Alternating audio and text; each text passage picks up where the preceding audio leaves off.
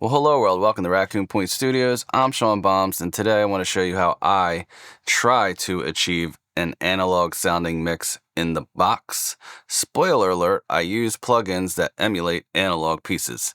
And I'm sure I'm not the first person on YouTube to show you guys this, and I won't be the last. But this is just what I do. Now, everybody's got their own way of doing things, and there's a few different things that work universally and some that don't. But this is what I do, so bear with me. Now, every once in a while, a plugin manufacturer comes along and ups the ante or changes the game. Years ago, that was Universal Audio, the Fatso Jr., their tape machines, their emulation of channel strips, the API, the SSL, definitely upped the game on what could be achieved digitally. Nowadays, we have all sorts of different manufacturers, and there's different ones that are really making strides using your computer's processing power. But I will say the first thing that changed for me was when I got my Apollo, the original Apollo. I don't know what year it was, 2013, 14, I don't know, something around there. And when I put the Fatso on and messed around with it, I was instantly blown away by the amount of heft I could get out of it and the ability to tame high end with it. So what I've done over the years is just fine tune one preset that they have. It's the trans bus, I think it is. And I just, leveled it so whenever I was sending anything to it, the levels were about the same because the preset automatically made everything louder by a dB or something like that, So what I do with it is I just use it for the tranny and I put the warmth on 2 and no compression. And like I said, I have the input and output set, so it's pretty much even when I take it on and off. And the other thing that changed the game for me a long time ago was the tape. Now, this is their newer one that runs on your native processing power. The Fatso Jr. is still DSP only. This runs off of, whatever the Spark I think it's called.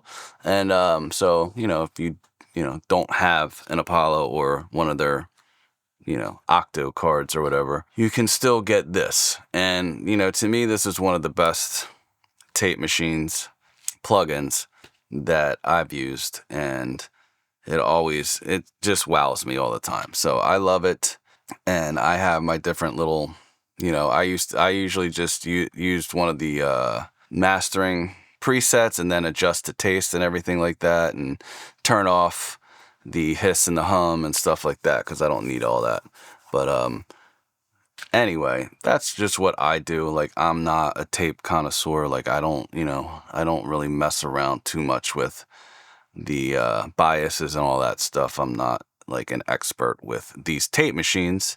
I grew up with 4-track tape machines. I didn't, although I recorded in studios with tape machines, I wasn't an engineer at that time. More of an engineer of, creating Cheech and Chong pipes and shit, But back then, anyway. So those are my main things on the buses. Now you'll see other stuff. This is because I'm doing extra stuff to the bass that I was trying out from another video. I think it's JP Henry or something like that. And he shows how stuff he's learned from other engineers and stuff like that, like big time engineers from the 90s and 2000s, I guess. So he always shares their tips and tricks that he's learned from talking to other people. So it's very interesting. Go check his stuff out. I'll link that below. But basically, so don't really pay attention to all this. This is just added stuff. But the Fatsos and the tape machines on the main group outs is what I want you to pay attention to. And then on my master bus, I just got this not too long ago. It's the Pulsar Modular. And this thing, it's so good. I'm recording not so much it's country-esque, but I wouldn't call it country music. It's just country influenced, bluesy, whatever. It's a very acoustic driven album for a local guy around where I'm living now. And, I know that this was built around somebody's sidecar and everything like that. And I have the console here. So I could throw everything through here and all that stuff when it becomes time for mixing. But when you're dealing with certain clients that aren't used to recording studios and don't know the ins and outs and how all this stuff can be a pain to recall, I just always want to be able to kind of do it in the box if possible, unless it's my own stuff, or unless I'm getting paid to actually go through this and we can keep everything up until the record's done. You know what I'm saying? Then that's a different story. But when you're recording and mixing, it makes it harder. So I know this plugin's been out for a year or something, maybe more. And I, was not expecting it to do as what it does. This API style 550B, this is really probably the best sounding and most accurate one I've ever heard. And that's coming from somebody that used the UAD API vision strip forever. But this thing's really awesome, especially for because it's gentle on the master bus. It just does really open things up and does give you a sense of separation that you get when you use a summing mixer or go through a console. And the fact that they threw in the compressor and 2 different styles of conversion, which is pretty cool. I mean, it's just a different thing. I am mainly staying on this one dog on the left because it's just more, my stuff's already smushy and kind of, it could use the focus of that kind of conversion is what I'm trying to get at. And I am talking a lot, but you know what? It's a good thing because I've been sick for like 2 weeks, and that thing, and I didn't get everything else that I usually get. I just got the brain fog this time, and it's just kind of like, and the fatigue. So I'm trying to bounce back right now. So anyway, this thing's awesome. That's all I wanted to say, really. You got your bias, you got your input. I've heard people online complain that these plugins are expensive, and they are pricey, but trust me, this thing, when I put it on this artist, the country-esque artists, mixes that aren't, we're not finished the record yet, but we're building the parts still and doing leads and adding different elements. But when I send him rough mixes and I put this on here, just so he can hear, it just opens things up, and it is like an analog. It does sound analog to me, where people think of analog like harmonic distortion and this and that. And when I think of analog, I think of an open sound, like something that's more breathing and more dimensional. As to whereas like, in the box, it's, you can kind of flatten things easily. Or at least I can, because, every day I learn something new, or I try to learn something new, or I pick up something from somewhere, or I just stumble upon something, in the process, how we do. And then, oh, that works. Maybe it'll work on this. And sometimes things work on things, you know what I'm saying?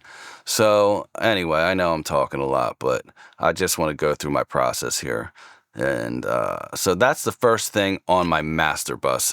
And then I'm going into the SSL Vintage Drive from the Fusion plugin modules that they've made. I still don't know why they just didn't make it all one, but such is life. And I'm using that just at 0 and 0, but what it does with the auto gain and everything, just leaving it there, I just like it exactly how they said it. I don't really mess with it for the master bus. I just leave it where they have it, auto gain on so it doesn't go crazy hot, And that's it. And then I'm going into an SSL bus compressor because I have the SSL, all that, their controllers, which I absolutely, I've had a bunch of different controllers and I love this. Even though it's Huey, I still love it. It just does everything I need it to do and works just great. So yeah, I'm doing that for a little compression. And then, even though I have a little EQ from the Sidecar up there, I am using the Pultec for a little smiley, kind of, maybe even more of a grimace, I don't know. But, and then I'm following that up with, again, Pulsar Modular's tape that they just came out with not too long ago, about a month or two ago. And I put out a bunch of videos on this, and I kind of flubbed some of them when I was trying to work it out because I didn't do my due diligence before checking it out, the plugin. I just was like, oh, this sounds cool, let me try it out, without diving into the manual or anything like that. And but after a few videos and tries and messing around with it, I fell in love with this thing and understood it a lot better. Now, because I'm using these AMPEX from UAD, they are a little bit more mid-range heavy, or they bloom a little bit more in the 800 region, I feel. And things can get a little unfocused, but sound natural to me.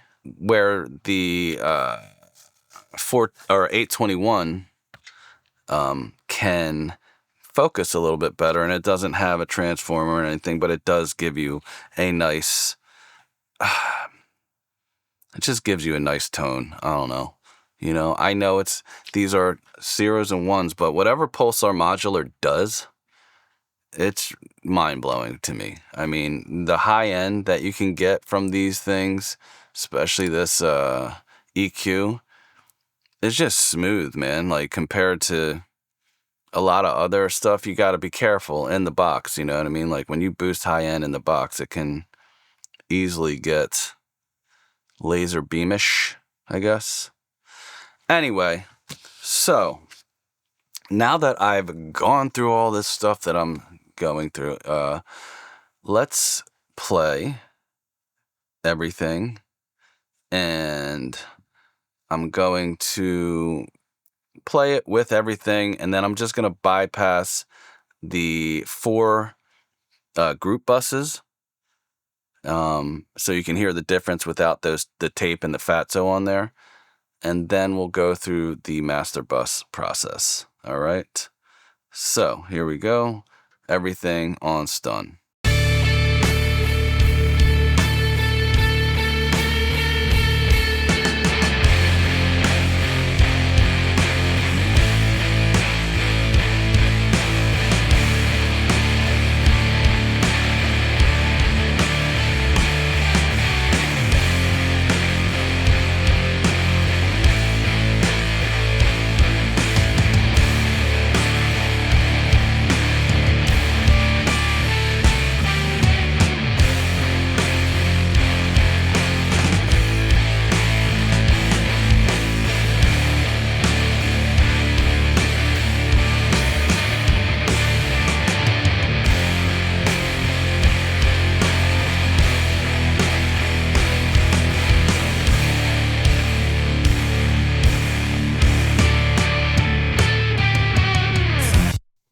All right, so that's it.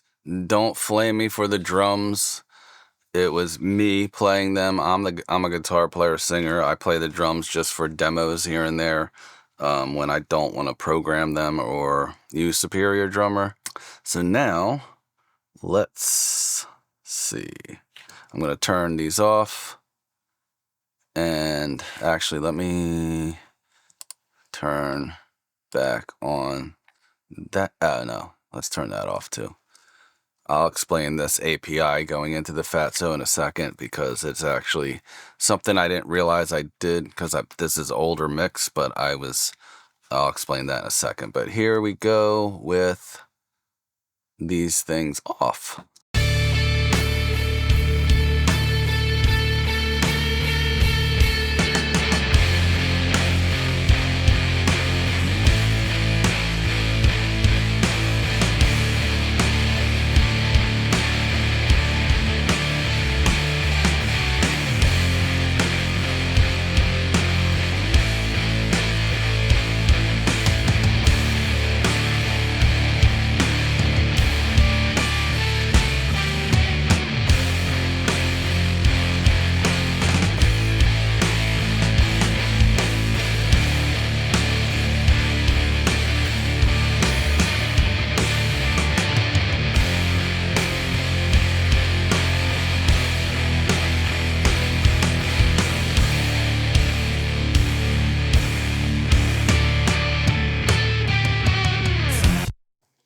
and back on.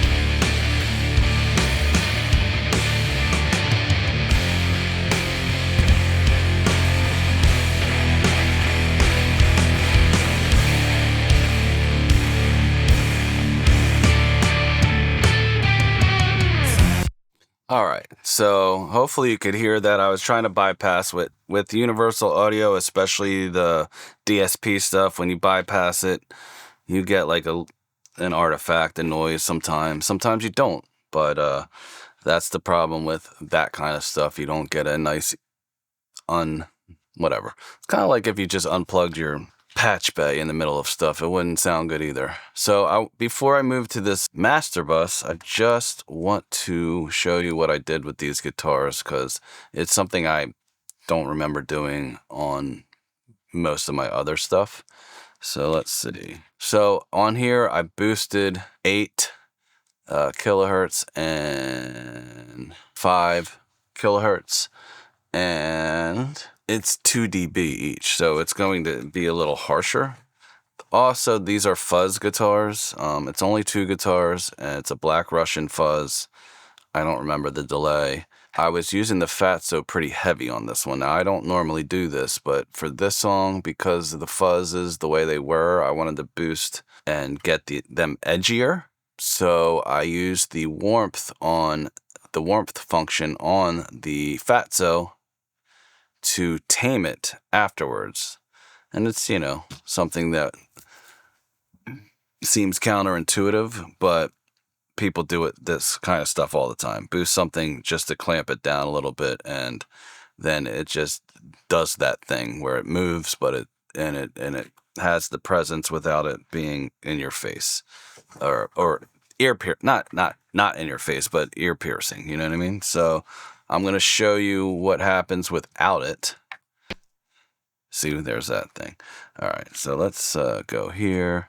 Let me see what we got here. Let's go all in. Let's go all in. Grid. There we go.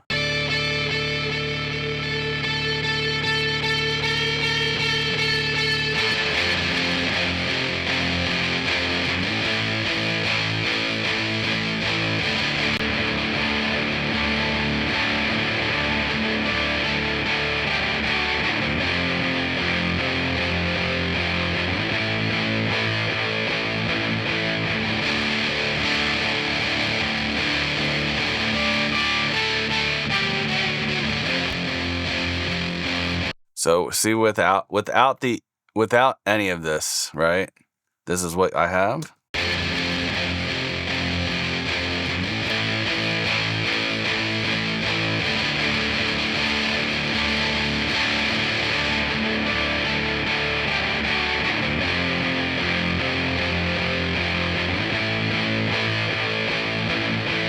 Now I know, like, by itself, it kind of sounds muffly a little bit.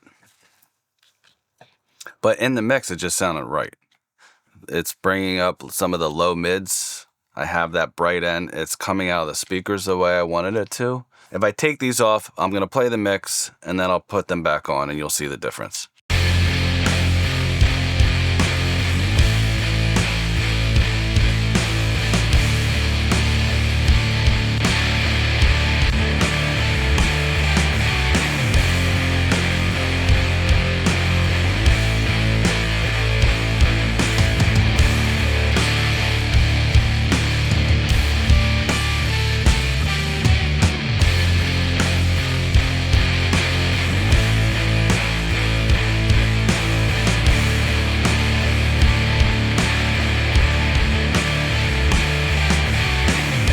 it just brings up like the low mid 200 to 800 and blooms it out, and it makes it sound fat and glued, like really glued.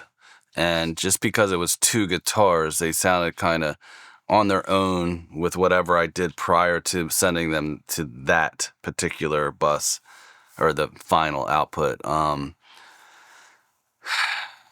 They can be a little brittle, and then you turn them up and then it's too loud, and then it interferes with the cymbals, and you know what I mean? Especially when it's fuzz, because there's just weird frequencies in fuzz pedals, especially depending on the amp and the gain of the amp before you hit it. But anyway, so I felt like for this particular song, it made the guitar sound bigger, and I wasn't missing all that bright end there. I feel like it just has that sludgy kind of thing that I wanted anyway. So I like it.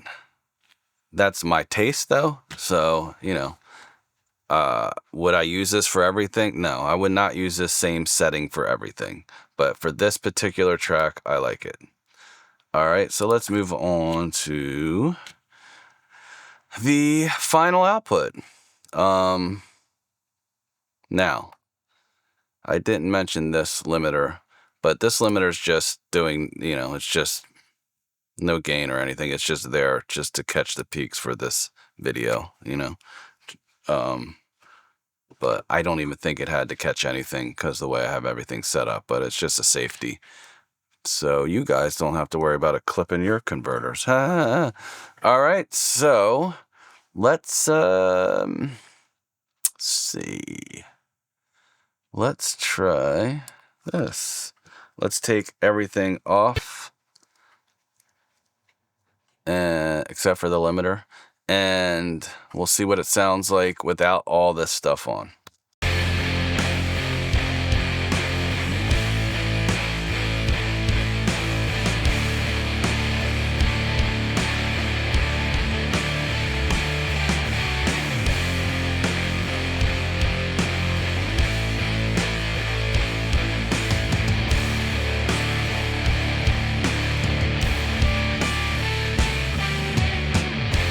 All right, I'm going to put it back on.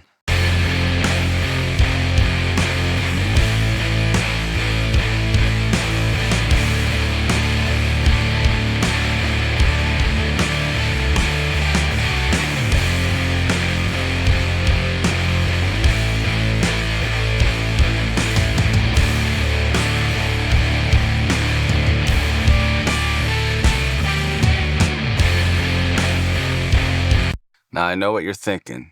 It's kind of late to go swimming, but you know your mama. She one of them kind of women. No, so I know it's louder. I know that. It's also a lot of different things happening there. But even so, it's also brought up the average level, you know what I mean? So the, whatever you call it. I told you my brain's not working. The RMS, thank you. It's bringing up the RMS. So there you go. Let me show you. How about we do this? I'm gonna do one plug-in at a time, going down the channel, and you'll hear the difference each one makes. Okay. So we'll start with the nothing, and then the Pulsar Modular Mark Daniel Nelson Sidecar.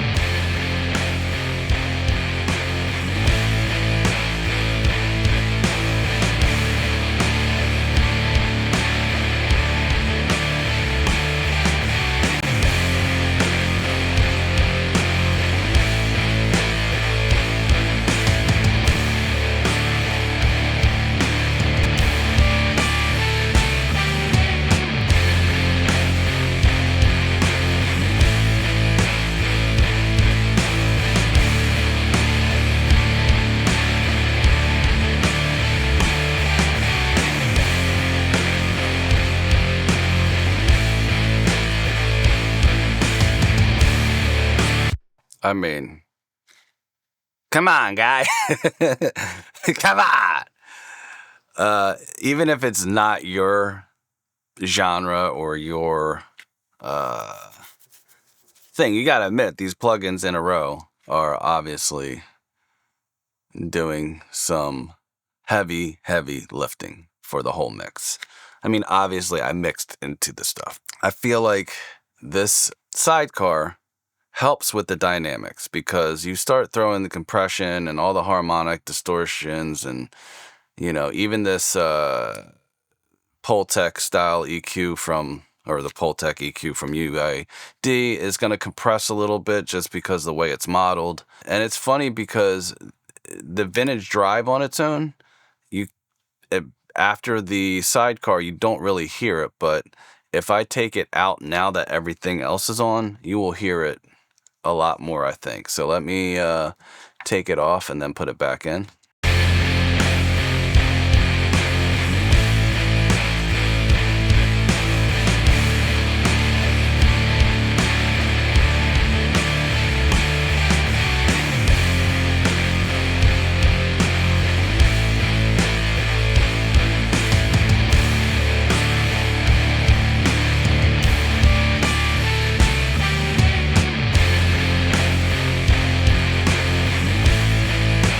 It's very subtle. It's very subtle. I'll give you that. But it's going like this. Hey, before you eat a big ass sandwich, you know what I'm saying? So it's helping you to be able to fit all of that lunch meat in between the bread before it goes out to the public for consumption. I guess I'm starting to come back around. My brain's starting to work a little bit there, buds. Yeah, and then this SSL, I love it.